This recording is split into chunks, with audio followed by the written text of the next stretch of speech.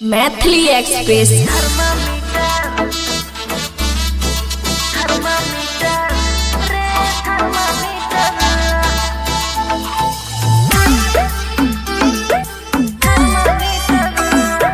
खुशी recording studio बलुआहा। हे रे cocoa कोला रे पिया देना रे, बढ़ल छै गर्मी आइन देना रे, छौरा चुए छै पसेना डोलाए देना बेना, चुए छै पसेना डोलाए देना बेना, करे छी तू बड़का रचीटा, हाँ लागे आने छौरा थर्मामीटर थर्मामीटर रे थर्मामीटर थर्मामीटर रे थर्मामीटर।